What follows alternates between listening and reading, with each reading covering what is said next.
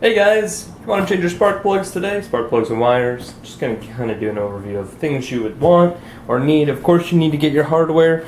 These are spark plugs. I have a 6-cylinder vehicle, so I have 6 spark plugs. Some cars that are performance have 2 spark plugs per cylinder. You're going to need to figure out what your car has, but in my case I only have 6 spark plugs. I'm going to change the wires as well. I'll kind of show you why I'm doing that a little bit later, kind of what I noticed, and it's kind of the death of old spark plug wires.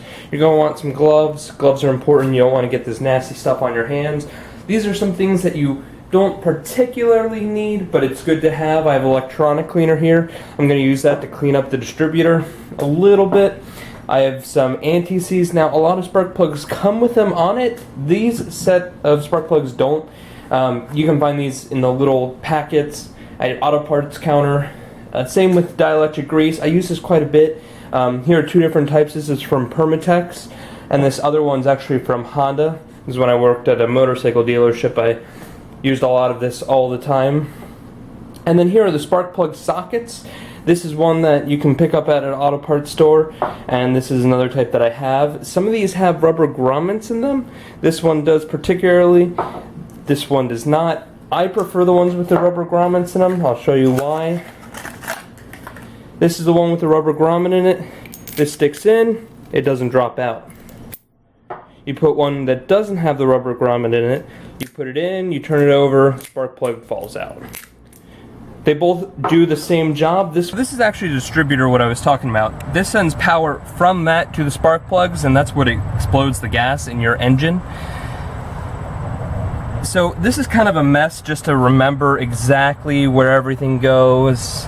The best thing to do is either draw a small diagram for yourself, because those are all the spark plug wires, in my case, or look at the book. So I'm going to double check with the book. So for argument's sake, most people won't have a book. If you're watching this video, you might not have a book. But if you do, like I said, you can look in the book. But what I'm going to do is, you can see on this coil, there's 7 ports, and then there's a vent port right here. I have that all marked. I kind of drew it out where this is the driver's side, this is the passenger side, this is the front of the bumper. And then I'm going to label all these ports to what spark plug they go to. So this first port, I see that it goes all the way out to the first spark plug in our engine. And of course you can see that my diagram is all filled out now. I know which spark plugs go where. So this is the time that we're going to start removing them. And all you do is you take them and you pull them out, and there it goes. It just pops. You can either disconnect it. This is just a protector or router. It broke. It's brittle. That actually broke from pulling it. It's brittle plastic. I'll be honest, it doesn't really matter if these are here. That's just a little organizer, I guess you could say. And then you pull it off. So what I'm doing is I'm going to lay my spark plugs wires 1, 2, 3, 4, 5, and so on. That way when I compare the new wires, I get the right wires for the right stuff. So now all the wires are removed and they're all in order. So here's what I was talking about, why I need to clean this up and I need to replace those plugs. You can see this fine, dusty, powdery stuff.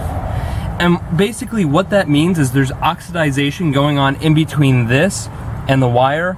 And if I look on these plugs, they look okay. I don't really see very much oxidization on them, but I see it happening here. Now I could just replace this distributor cap. And you may want to do that, but I don't, because it's probably okay. There's probably nothing wrong with it. The Jeep's been running pretty okay for the last long time, so there's probably nothing wrong with it. But you can see this powdery fine. I mean, here it's all over.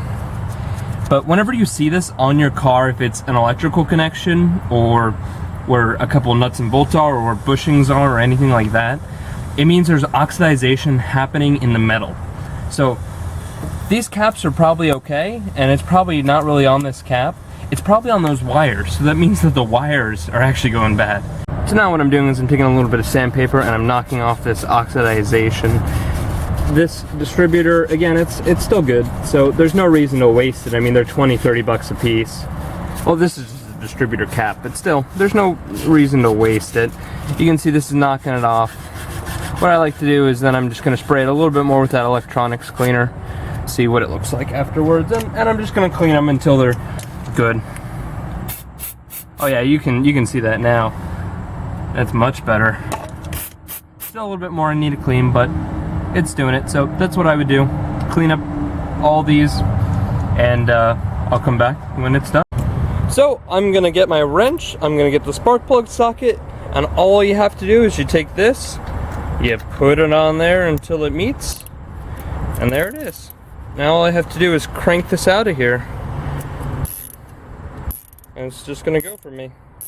So this is one situation you might run in where you're you don't have very much room to work. You don't want to really mess with that hose very much, but I also don't want to take it out. So you're just gonna have to be really careful. Sometimes it's tight. I might have to take off this extension or put on a smaller one, but just kind of do what you gotta do to get it. So here's this lovely spark plug. We're gonna look at this tip.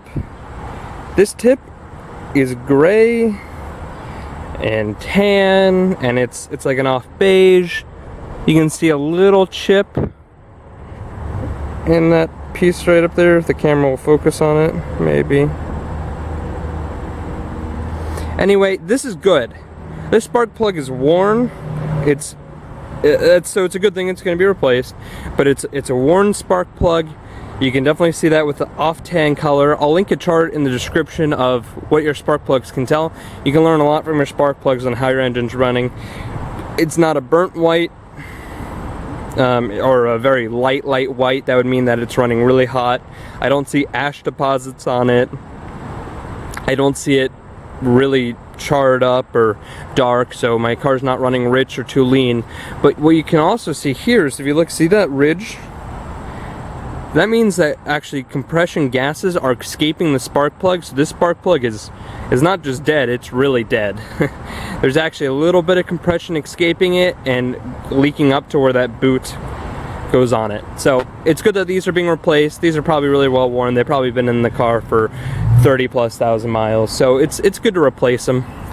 So boom, we have it. All 6 spark plugs are removed. What we're gonna do is we're gonna take a little bit of this anti-seize. Now this one comes in a brush.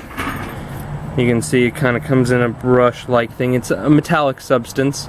It is conductive, so you don't want to use this on the head of it. But all I'm gonna do is I'm gonna paint a little bit on the threads of it.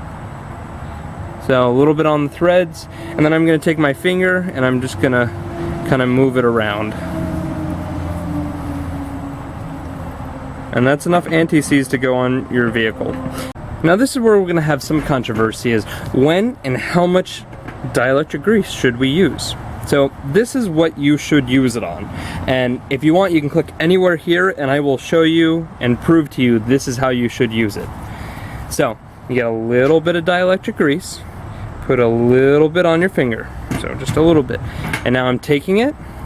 This is probably a little bit too much, so I'm gonna wipe it on 2 spark plugs since I did get a little bit too much on. You're gonna take a little bit and you're gonna wipe it all around the ceramic, and you're gonna actually wipe it onto the terminal too. You're gonna have a lot of people that are telling you not to wipe it on the terminal, but dielectric grease does not affect 12,000 volts running through your system. Not only that, when the connector actually snaps onto here, it's going to push some of that dielectric grease out of the way, and it's still going to get a metal to metal contact. So we have our spark plug loaded into the socket. We're going to go in here and we're going to hand tighten it. Now we don't have a wrench attached for a reason, because if we have a wrench on it and we go to tighten it and it cross threads with our hands, we'll be able to pull it back out. It won't be a problem. But if you use a wrench, you might accidentally torque it down and start cross threading spark plugs in your engine, and you don't want to do that. So all my spark plugs are in hand tight. All I'm going to do now is get my wrench and I'm going to attach it to it. So attach it to that there. Now you have to be very careful when you tighten these. If you over tighten them and you have aluminum heads, you can strip out the port.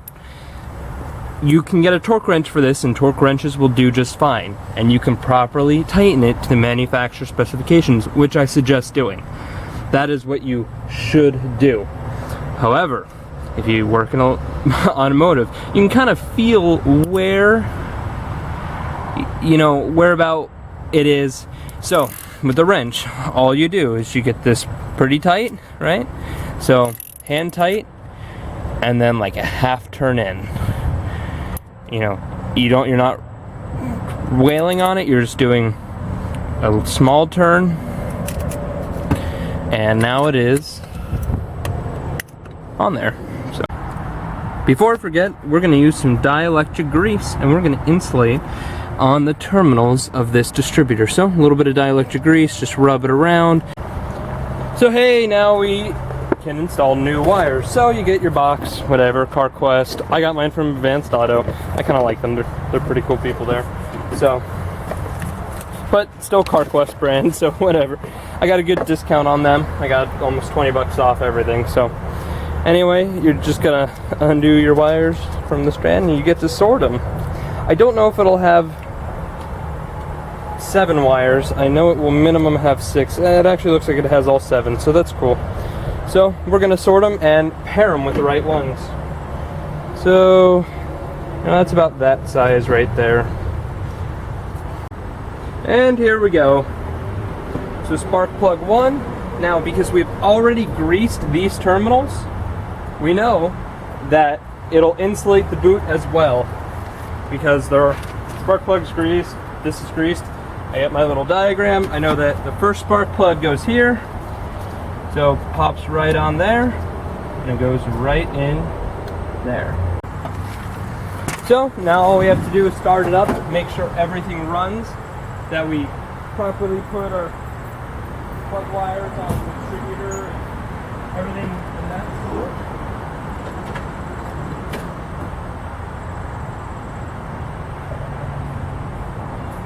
Went to start my Jeep and I forgot I took off that battery terminal here, so I actually have to screw it back on. So, boom. That's screwed back on. Now my Jeep will start, of course, you know. Unscrew something.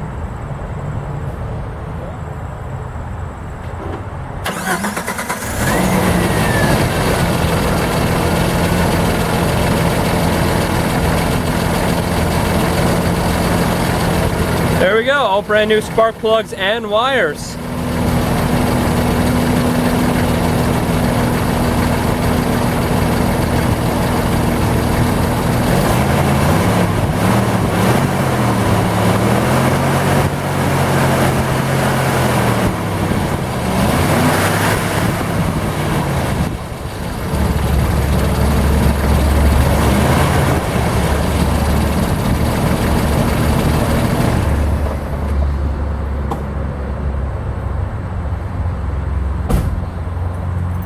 So the only reason I revved it at the end there is I wanted to make sure that with all the wires started up, that at a higher RPM it didn't cut out or there wasn't a problem. There doesn't seem to be a problem with it, but that's how you do it.